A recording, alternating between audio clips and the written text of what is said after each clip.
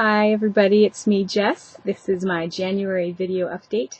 So I'm just going to talk about some things that have happened over the past month. To update you on the New Year's Eve outreach, it went very well. So thank you so much for your prayers. It was really cool. The night that we usually go Christmas caroling at Rockefeller Center, we went out on the streets during the day. We had teams go to different spots. And then at night everybody went by the tree. And normally we try to set up very in front of the tree, close to it, as much as we can. And sometimes we've had problems with the police, mostly because of crowd control.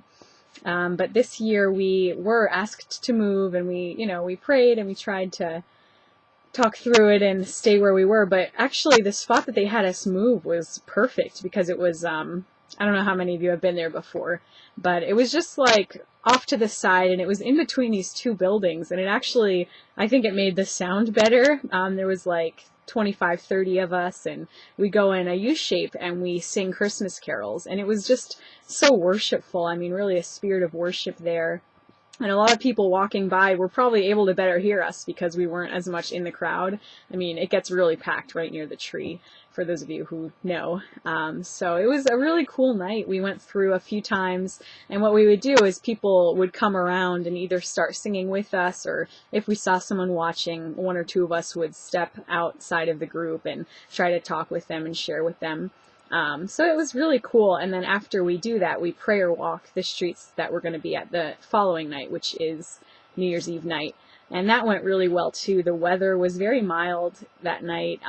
So a lot of people were out. I mean, it was packed. It always amazes me how many people are walking by going to watch the ball drop.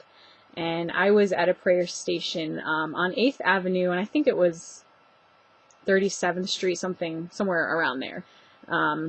And it wound up being really cool that night. I mean, a lot of people came by. We were giving out free hot chocolate. I wrote on my Facebook that we brought out 110 gallons that night. We brought some back, but most of it went. And so we're just saying free hot chocolate and prayer, and people are walking by and they'll come and stop. And I had two conversations with two women during that night that were so... it was just definitely the Lord. One of the ladies was going through a really hard time. She's from Europe. She's here alone, and she was just having a lot of legal problems. She's working, but just going through a lot, feeling very isolated, which happens to so many people in the city, because even though there's so many around you, it's very easy to fall through the cracks, and it can be hard to make friends. A lot of people just keep to themselves. It's like this thing in the city. I mean, you see it all the time on the trains or on the streets. People walk by, they don't make eye contact. It's not at all like a small town. So she was really feeling that, and we talked a bunch, and I got to pray with her. I got her number and info and invited her out to our Sunday night thing. So I'm really praying that the Lord breaks through in her life.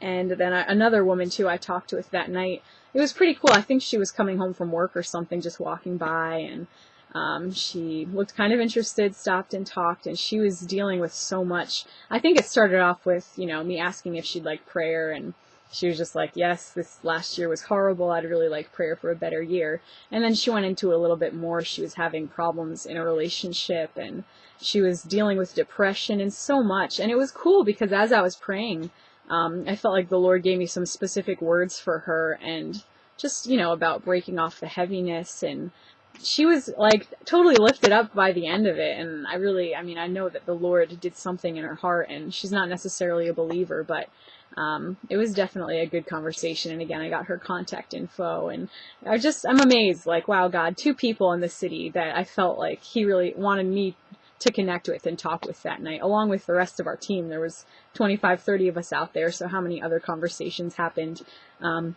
Also, a young man at another station received the Lord for the first time. He was dealing with drugs and on the streets, and two other girls on our team were able to talk and minister to him and prayed with him to receive Christ, which is very exciting. So thank you for your prayers for that. It was an awesome outreach.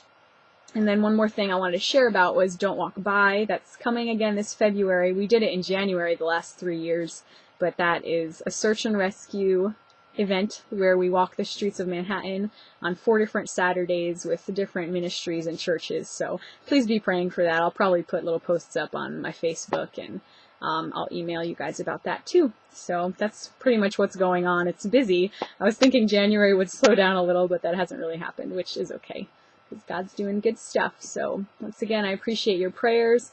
I'll be sending out a newsletter via snail mail in February. So if you are not on my mail list for those and you want to send me your home address, that would be great. You can just email it to me or Facebook me. And yeah, I'd love to hear from you. So let me know how you're doing. God bless. Take care.